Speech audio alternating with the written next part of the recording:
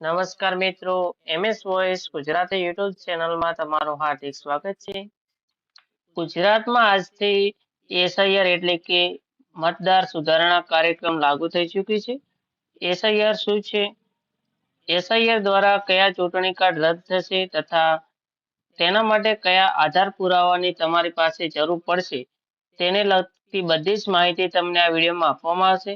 તેના માટે વિડીયોના અંત સુધી બન્યા રહેજો અને ચેનલમાં નવા છો તો ચેનલને સબસ્ક્રાઇબ કરવાનું ભૂલતા નહીં. 4 નવેમ્બર 2025 થી લઈને 4 ડિસેમ્બર 2025 વચ્ચે બૂથ લેવલ ઓફિસર એટલે કે બીએલઓ તમામના ઘરે ઘરે જઈને તેમની પાસે એક ફોર્મ ભરાવશે. આ ફોર્મની પ્રક્રિયા પૂર્ણ થયા બાદ 9 ડિસેમ્બરના રોજ એક હંગામી મતદાર યાદી પ્રસિદ્ધ કરવામાં આવશે. આ હંગામી મતદાર યાદીમાં જે પણ સુધારા વધારા જો તમારે કોઈ પીન હોય તો તેને લગતા તમારે જો વાંધા તમારે રજૂ કરવા હોય તો 9 ડિસેમ્બર 25 થી લઈને 8 જાન્યુઆરી 2026 સુધી તમે તમારી યાદી સુધારણા માટે દાવા કે વાંધા રજૂ કરી શકશો. ત્યારબાદ 31 જાન્યુઆરી 2026 સુધીમાં આ દાવાઓની સુનાવણી અને પ્રમાણીકરણ પ્રક્રિયા પૂર્ણ કરવામાં આવશે. જાગૃત નાગરિક તરીકે આપણે સૌ નીચે મુદ્દા આપ્યા છે તે પ્રમાણે તૈયારી રાખવાની જરૂરત છે. ગુજરાતમાં ચૂંટણી પંચ દ્વારા જે વિશેષ રિજિયન અભિયાન હાથ ધરવામાં આવનાર છે તે 2 તબક્કામાં કરવામાં આવશે. આ અંતર્ગત 2025 ની મતદાર યાદીને 2002 ની મતદાર યાદી સાથે તુલના કરીને મતદારોને A અથવા B, C અથવા D, E અથવા F કેટેગરી એમ કુલ 6 શ્રેણીમાં વર્ગીકૃત કરવામાં આવેલ છે.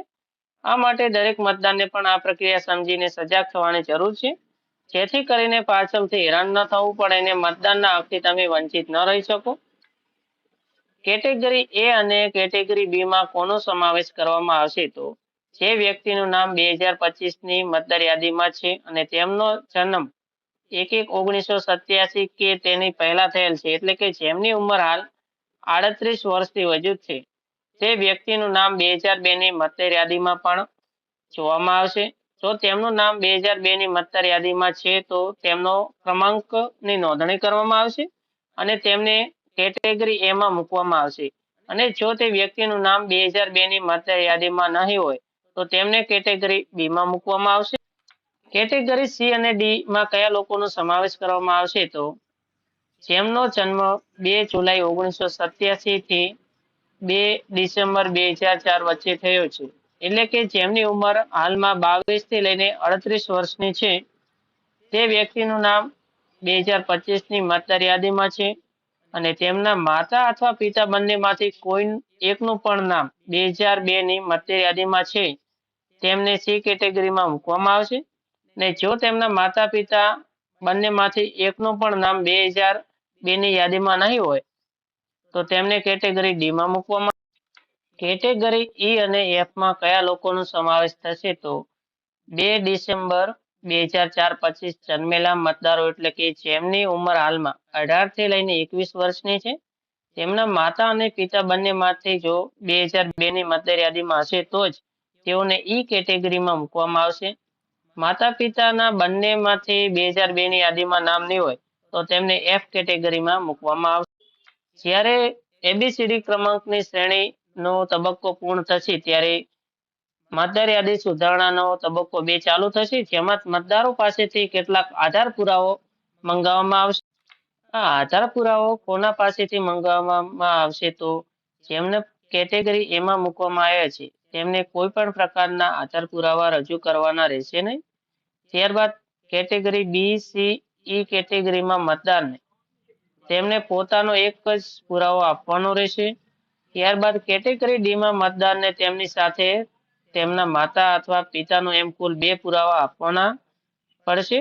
ત્યારબાદ કેટેગરી F માં મતદારને તેમની સાથે તેમના માતા પિતા બંનેના એમ કુલ 3 પુરાવા આપવાની જરૂર પડશે.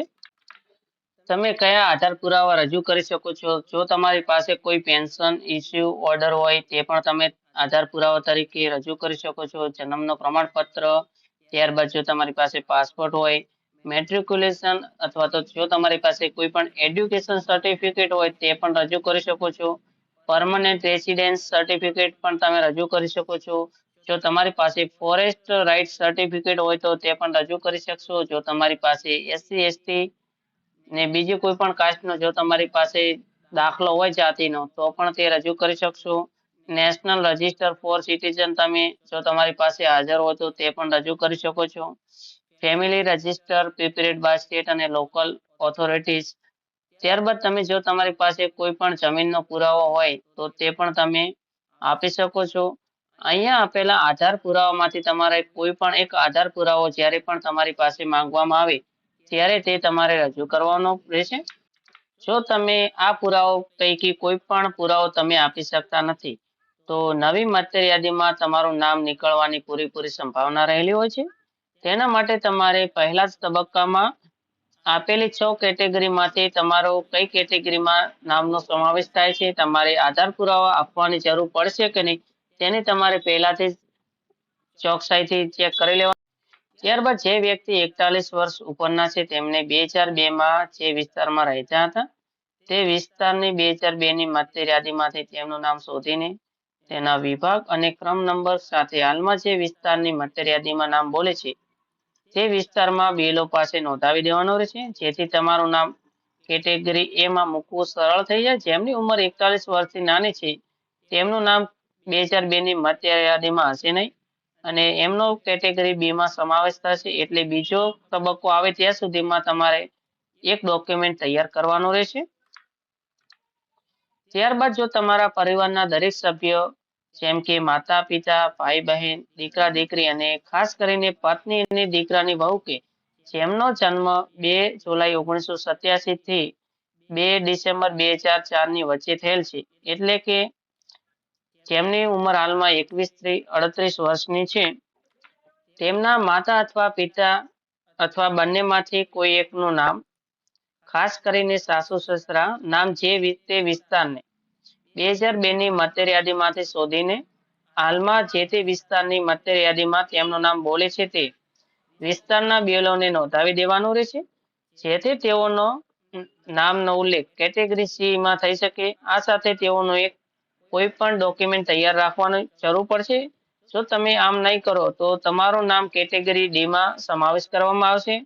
તમારા ડોક્યુમેન્ટ સિવાય તમારા માતા અથવા તો પિતાનો એક પુરાવો પણ તમારે ડોક્યુમેન્ટમાં જોડવાની જરૂર પડશે.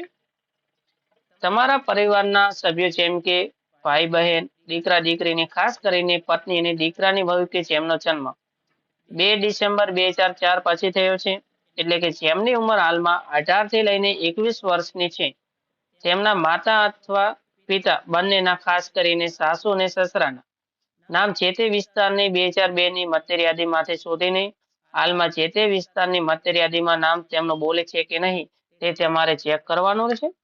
ત્યારબાદ તે વિસ્તારના BLOને તમારે નોંધ કરાવી દેવાની રહેશે, જેથી તેઓનો એક કેટેગરીમાં સમાવેશ થઈ જાય.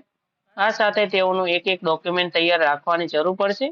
અન્યથા જો તેમનો સમાવેશ F કેટેગરીમાં કરવામાં આવશે તો તેમના સાથે માતા અને પિતા બંનેના તમારે આધાર પુરાવા આપવાની જરૂર પડશે. આ માટે આપણે હાલમાં તાત્કાલિક ધોરણે સજાગ થઈને ઉપર જણાવેલ દિશા નિર્દેશ મુજબ આપણે પોતાની જવાબદારી સમજીને કામે લાગી જવું જોઈએ, જેથી કરીને પ્રથમ તબક્કામાં જ આપણું નામ રજીસ્ટર થઈ જાય અને આવનારા સમયમાં વધુ મોટી મુશ્કેલીમાં આપણે ના મુકાઈ શકીએ અને આપણે આપણો મત આપવાનો હક જળવાઈ રહે. ત્યારબાદ જો તમારે તમારા વિસ્તારની 2002ની SIR યાદી એટલે કે મતદાર યાદી ડાઉનલોડ કરવી હોય, તેમાં તમારું નામ છે કે નહીં તે પણ તમારે ચેક કરવું હોય તો હવે પછીના યુટ્યુબમાં મારો જે વિડીયો અપલોડ કરવામાં આવશે તેમાં તેની લગતી બધી જ માહિતી આપવામાં આવશે. તેના માટે જો તમે અમારી ચેનલને સબસ્ક્રાઇબ નથી કરી તો ચેનલને સબસ્ક્રાઇબ કરી લેજો અને ચેનલની બેલ આઇકોન ઓન કરી દેજો, જેથી આવનારા વિડીયો તમારા સુધી સરળતાથી પહોંચી શકે. ને વિડીયોને શેર કરવાનું ભૂલતા નહીં. આભાર.